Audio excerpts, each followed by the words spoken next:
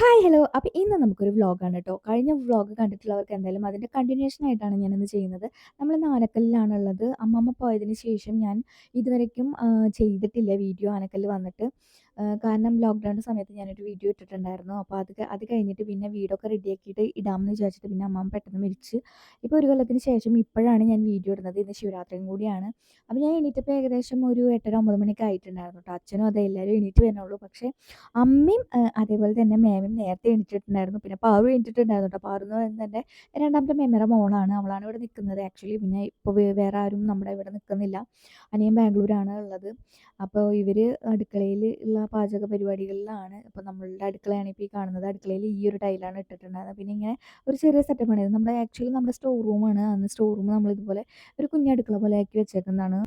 ഞാൻ രാവിലെ തന്നെ എണീറ്റ് വന്ന് അടുക്കളയിൽ പോയി കുറച്ച് വിശേഷമൊക്കെ അന്വേഷിച്ച് കട്ടൻ ചായ എടുത്ത് കൊണ്ടുവന്ന് ഇറയത്ത് വന്നിരുന്ന് കുടിച്ച് ആ സമയമൊക്കെ ആകുമ്പോഴത്തേനും പാറു വന്നിട്ട് ക്ലീൻ ചെയ്തിട്ടുണ്ടായിരുന്നു കേട്ടോ. പാറു സാധാരണ വീട്ടിലെല്ലാവരും വരുമ്പോഴത്തേനും അടുക്കള പണിയിലേക്കൊന്നും പോകാറില്ല. അപ്പോൾ അവൾ ഇങ്ങനെ ഈ വക പരിപാടികളിലേക്കൊക്കെ ചെന്നു. അപ്പോൾ ഈ കാണുന്നത് പാറുവിൻ്റെ ഉണ്ണിയാണ്. അവളിപ്പോൾ എണീറ്റിട്ടുള്ളൂ. അവൾ ഭയങ്കര കുറുമ്പിയാണ്. എന്നെ ഇഷ്ടമൊന്നുമല്ല അവൾക്ക്. എന്നാലും ഇപ്പോൾ അവൾ കുറച്ചൊക്കെ ഇണങ്ങി വരുന്നുണ്ട്. ദെൻ അവളെ കുറച്ച് നേരം ഇരുന്ന് കളിപ്പിച്ചു. അത് കഴിഞ്ഞപ്പോഴത്തേനും നമുക്ക് കാവടിയൊക്കെ തുടങ്ങാറായല്ലോ. അപ്പോൾ അവളെയൊക്കെ റെഡിയാക്കി. അപ്പം ഞാൻ കുളിക്കണില്ല എന്നൊക്കെ വിചാരിച്ചതായിരുന്നു. പിന്നെ ഞാൻ എന്തായാലും ചൂട് കാരണം കൊണ്ട് കുളിക്കാതെ ഒരു രക്ഷയുണ്ടായിരുന്നില്ല. അപ്പം ഞാൻ കുളിച്ച് റെഡിയായി. മുടി വെട്ടിയതിന് ശേഷം ഞാൻ എനിക്ക് തോന്നുന്നത് മൂന്നാമത്തെ ഭാഗത്താണ് കണ്ടത് തോന്നുന്നു. മുടി വെട്ടി എന്താ പറയുക ഉണങ്ങി കഴിഞ്ഞപ്പോഴത്തേനും എനിക്ക് നല്ല ഇഷ്ടമായിട്ടോ. ഞാൻ കട്ട് ചെയ്തിട്ടുള്ള എൻ്റെ ഹെയർ ഇങ്ങനെ കേളിയായിട്ട് കിടക്കണത് കാണാൻ വേണ്ടിയിട്ട് നല്ല രസമുണ്ടായിരുന്നു. എനിക്ക് ആക്ച്വലി നല്ല ഇഷ്ടമായി.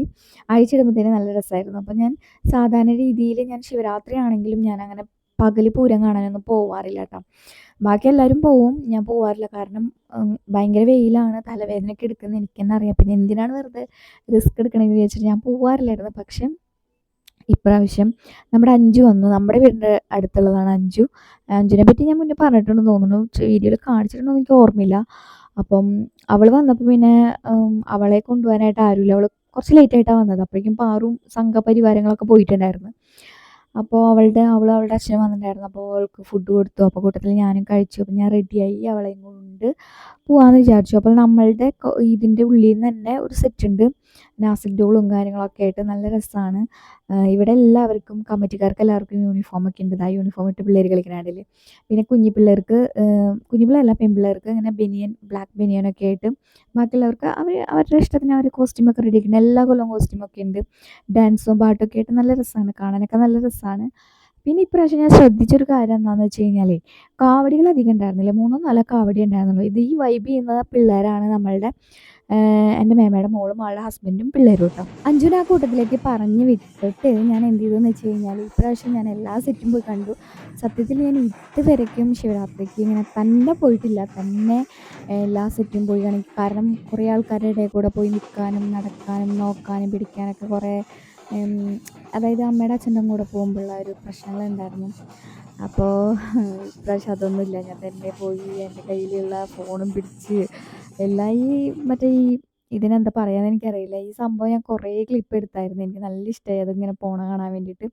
വെയിലെന്ന് പറഞ്ഞാൽ പോരാ, നട്ടപ്ര വെയിലാണ്. പക്ഷെ ഞാനൊരു ക്യാപ്പ് വെച്ചുള്ള എൻ്റെ അഹങ്കാരത്തിലാണ് ഈ നടന്നത്. അമ്പലനട വരെ നടന്നു. അമ്പലനട വരെയല്ല, അമ്പലനട എത്തുന്ന വരെ നടന്ന് അതിന് ശേഷം അവിടുത്തെ ഈ കുഞ്ഞു കുഞ്ഞി കടകളൊക്കെ ഇല്ലേ, നമ്മളിങ്ങനെ കാവടി ഇതിനൊക്കെ പൂരത്തിനൊക്കെ ഉണ്ടാകുന്ന ആ വള കമ്മൽ സംഭവങ്ങളൊക്കെ ഉള്ള കടകൾ, ആ കടകളൊക്കെ ജസ്റ്റ് അവിടെ ഇങ്ങനെ നോക്കി. ഞാൻ എന്താ പറയുക, മോതിരമൊക്കെ മേടിക്കാറുണ്ട്. പക്ഷേ എനിക്ക് അതിന് വേണ്ടിയിട്ട് ഞാൻ അഞ്ജുനെ ആക്ച്വലി പാറുവിൻ്റെ കൂടെ പറഞ്ഞു വിട്ടെങ്കിലും കൂടി അവളെ ഒന്ന് തപ്പി അവൾക്ക് എന്തെങ്കിലുമൊക്കെ മേടിച്ചു കൊടുക്കാമെന്ന് വെച്ചിട്ട് വിളിച്ചിട്ട് ഫോൺ എടുക്കുന്നുണ്ടായിരുന്നില്ല. ഐ മീൻ അവളുടെ ഫോൺ എൻ്റെ കയ്യിൽ തന്നിട്ടാണ് അവൾ തുള്ളാൻ പോയത്. അപ്പോൾ പാറുവിൻ്റെ ഫോൺ ഉണ്ടായിരുന്നു. പക്ഷേ അവൾ ഫോൺ എടുക്കുന്നുണ്ടായിരുന്നില്ല. അപ്പം ഞാൻ വിചാരിച്ചു എന്നാൽ പിന്നെ ഈ ഒരു കടയിൽ കയറിയിട്ട് കുറച്ച് സാധനങ്ങൾ മേടിച്ചിട്ട് പോകാമെന്ന് വിചാരിച്ചു. പൂരക്കായ മേടിച്ചിട്ട് പോകാമെന്ന് വെച്ചപ്പോൾ പൊരി, അതുപോലെ തന്നെ അലുവ, അങ്ങനെ കുറച്ച് സാധനങ്ങൾ മേടിച്ചു. തേനിലവ് ഞാൻ കണ്ടപ്പോൾ ആ കളറ് കാരണം കൊണ്ട് മേടിച്ചതാണ്.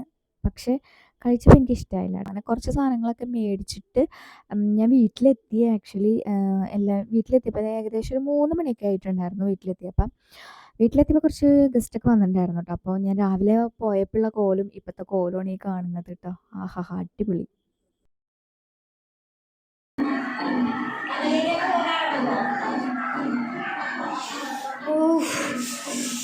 തലവേദന എടുത്ത് കൊണ്ടാടങ്ങി.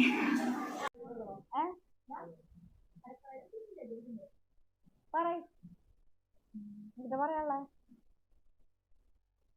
പറയുന്ന കാക്കി എന്റെ വ്ളോഗിന്റെ ഉള്ളിൽ നിന്റെ കാക്കിയ ഉണ്ടമ്മ പറയെന്തെങ്കിലും. അവളെ ഞാൻ ഉണ്ടമ്മാതായിട്ട് വിളിക്കാം. അപ്പോൾ ഉണ്ടമ്മേനെ കളിപ്പിച്ചുകൊണ്ടിരിക്കണതിൻ്റെ ഇടയിലാണ് എൻ്റെ മൂത്ത മേമയാണിത് രാവിലെ കണ്ടത്. ഇതാണ് എൻ്റെ വലിയ മേമ. ഇപ്പം ആകെ ഒരു മേമയുള്ളൂ, മറ്റു മേമ മരിച്ചുപോയി. അപ്പോൾ ആ മേമയുടെ മോളുടെ മോളാണിത്, ഈ കിങ്ങിണിക്കുട്ടി. അവൾ പാവമാണ് കേട്ടോ. അപ്പോൾ പാപ്പനാണിത്. പിന്നെ അമ്മുവാണ് ഈ ഇരിക്കണത്, അതായത് ആ കിങ്ങിണിക്കുട്ടിയുടെ അമ്മയാണ് ഇരിക്കുന്നത്. അവൾ ഇച്ചിരി ഷൈ ആണ് കേട്ടോ.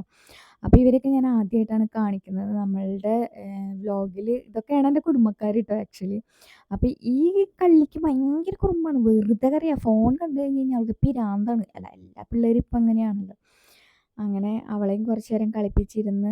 പിന്നെ ഈ സമയത്തൊക്കെ എനിക്ക് നല്ല തലവേദനയാണ് കേട്ടോ. കട്ട തലവേദന എന്ന് പറഞ്ഞു കഴിഞ്ഞാൽ കട്ട തലവേദന. ഇപ്പം ഞാനൊരു ഡോളെടുത്ത് കഴിച്ചതിൻ്റെ അഹങ്കാരത്തിലാണ് ഈ കിടന്ന് നടക്കണത്.